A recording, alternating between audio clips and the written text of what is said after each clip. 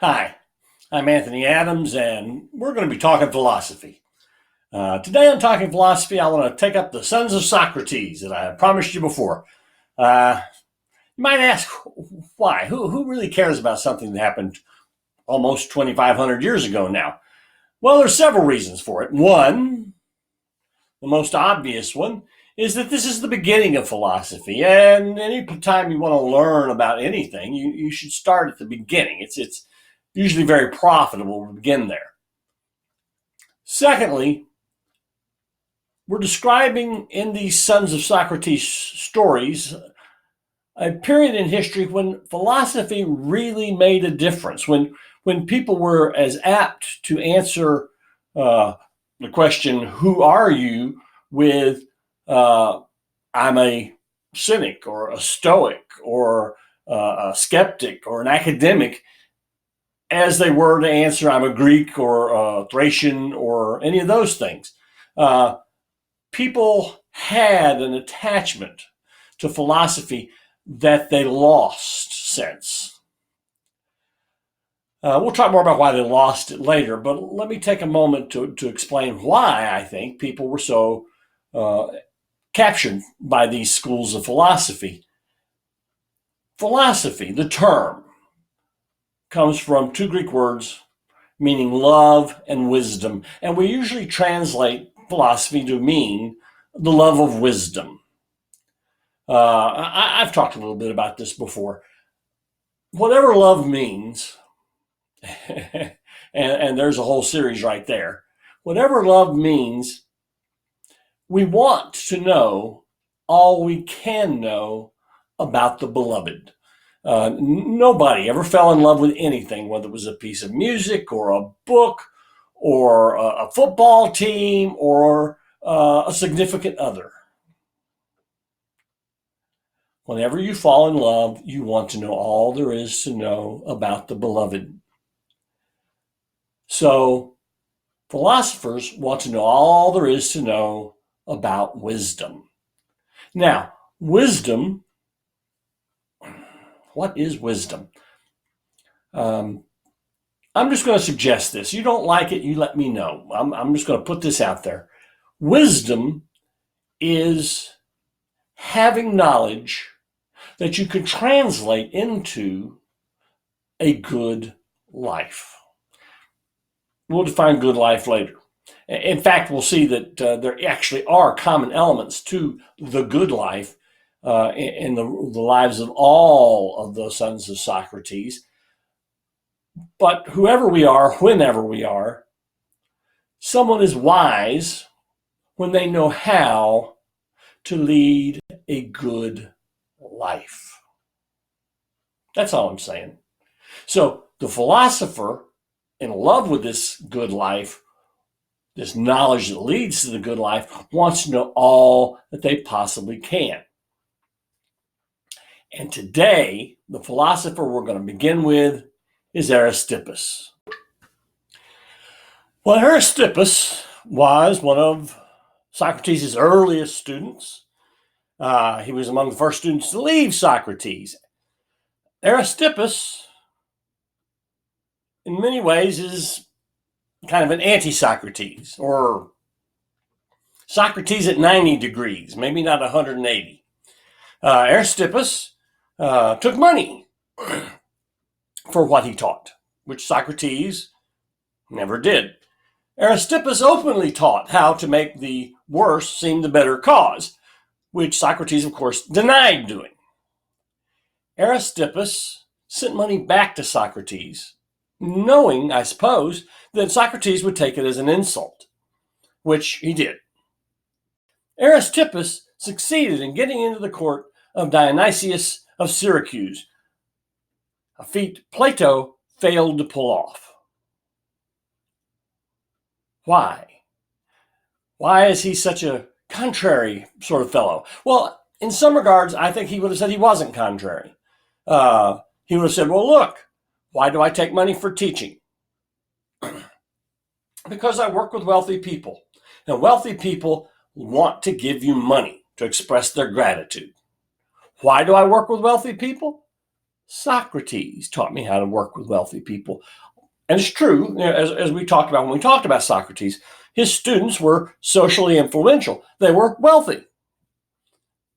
So if Aristippus took money, of course he took money. He wanted to have his rich friends feel good about themselves.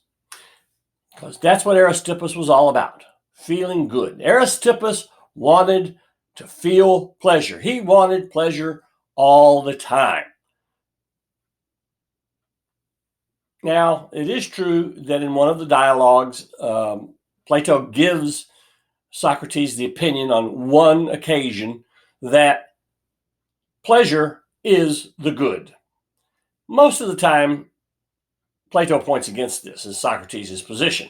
I know at one time that suggests when someone suggests that pleasure is the ultimate good, Socrates says back, well, scratching an itch must be the best thing in all of human life. You might be right, but that's neither here nor there, okay?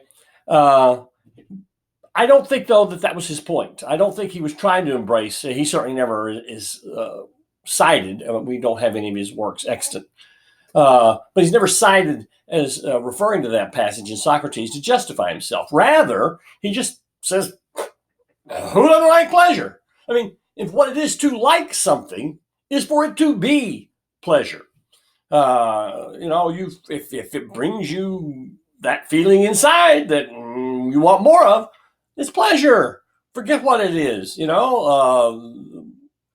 now and then somebody will say something about weightlifters or bodybuilders or athletes of all kinds, and they'll say, no pain, no gain. They're always in pain. Sometimes that feels good to them, that there's a rush that comes along with that burn in your muscles, especially if you've been at it a while. So what Aristippus is saying is wherever you can get the pleasure, get it. Now, there's no question that Aristippus got pleasure in a lot of the usual ways. The story's told how he was given the choice between three courtesans one night at the court of Dionysius of Syracuse. And he said, well, I'll just take all three. And when people looked at him, they said, well, remember the trouble Paris got into trying to choose between the three goddesses, who was the most beautiful? I don't want to get in that kind of trouble, so I'll just take all three. Everyone laughed, and he took all three. He liked a good meal. He loved wine. He loved the great company. All the sorts of pleasures that the people of the era enjoyed, he enjoyed. However, Aristippus took it one step further. You see, Aristippus found pleasure where other people didn't.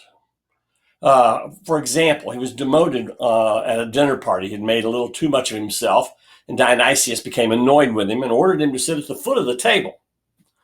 Rather than be embarrassed or any way repressed, he goes, well, obviously Dionysius wants to treat the far end of the table. See, he finds pleasure even in insult. He finds pleasure when his friends and he are shipwrecked on an unknown island. Well, unknown to them. By the time the day's over, not only has he gotten clothes for everybody, he's gotten shelter for everybody. He himself is put up in the best house in town, fully dressed, at a feast banquet with money to take back as they leave town tomorrow. How? Through the sheer power of his argument, on occasion, certainly, making the worse seem the better cause, certainly his own personal charisma, but mostly through this desire for pleasure and finding that pleasure wherever it was available. I'm inclined to think of it as Pollyanna's glad game. If you know the children's book or the Disney movie, you'll remember that Pollyanna is brought up as a child of poor missionaries in China and is taught to find something to be glad about in everything. Well, it seems like that's what Aristippus does. He finds whatever pleasure there is in any incident and under any circumstance. We see that going forward in the further generations where they emphasize that you don't need happiness. You don't really want happiness, except as a way to get more pleasure. That there are certain kinds of pleasure which are easier to get if you are happy. There are certain kinds of pleasure which are easier to get if you have friends, but friends themselves are not pleasant. He makes the point that the poor use their friends to get the pleasures they need, as do the middle class, the working groups.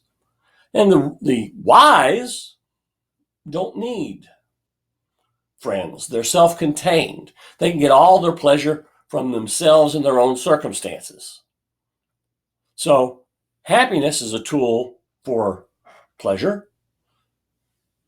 Friendship is a tool for pleasure. Pleasure is all there is.